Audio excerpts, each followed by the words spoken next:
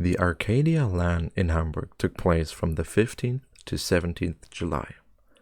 A weekend full of dreams coming true, teams uniting for the first time, and tons of fun memories being made.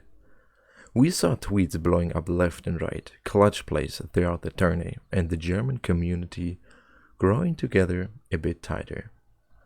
But was it all flowers and sunshine? Welcome to my honest review on the Arcadia LAN. To back up my points, I also asked you on Twitter for some short feedback on the 3-day adventure, adding onto my list or confirming my critiques. I'll start with the more negative aspects, split up into 3 sections: what went wrong, what to improve for future events, and unfortunate turns that aren't exactly related or caused by the LAN itself, but still played a role. When we attended the group stage on Saturday, we faced one of the most problematic issues right away, which would influence the entire weekend. The intended schedule was laid out for an online tournament, where everyone had a prepared and well-equipped setup at home. My point? From the beginning on, it was not possible to finish pools within the expected amount of time. Same goes for the top cut on Sunday. One thing that was part of this delay is the organization of all matches, as we had to check on SmashGG and somehow find our opponents in the venue rather than using a monitor for a good overview.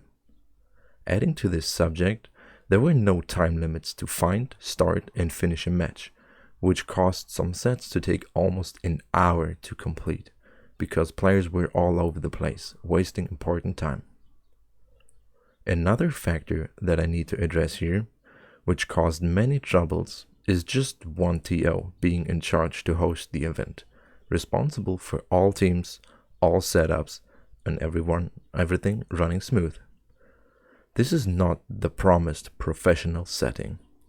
Announcements were slow and had to be given from player to player since Discord pings were hardly used and a microphone to reach out to everyone at the place was missing completely. Following up with the equipment topic, we had to bring everything to Hamburg ourselves, except the monitor. A PC was given to us, but without audio mixers we had no use for them, as the switch audio wouldn't be able to be transferred over. For this matter, most participants used their phones to communicate via Discord and played with no game sound.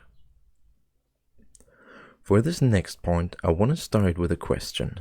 What makes a tourney, a LAN event even, such a great and fun experience, not only for the ones playing, but also others from the scene that might have been hindered to attend?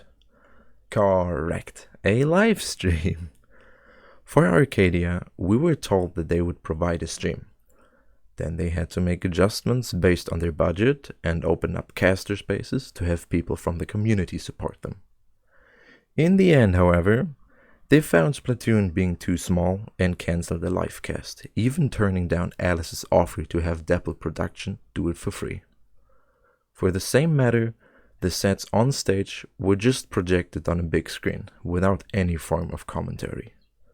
And yet again, the offer that Tim and I made, casting at least the final matches, got denied, which made the entire event quite boring for some of the spectators. So what improvements can be made in the future?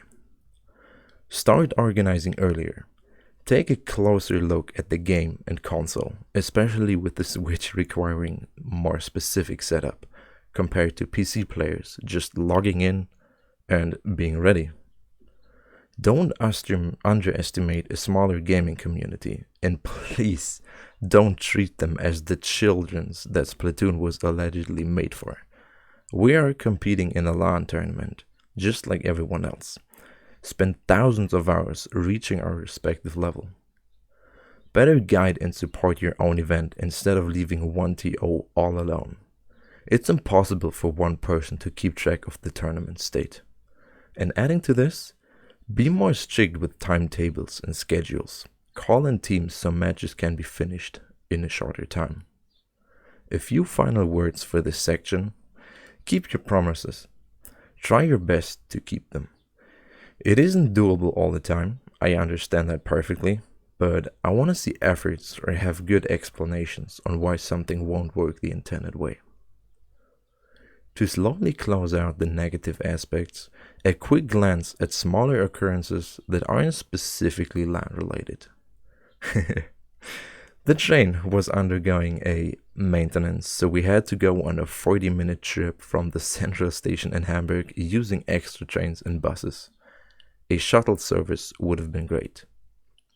Arrived at Arcadia, we had to deal with just one elevator, as the second one was broken, slowing down everyone and annoying them. Food was also a big topic.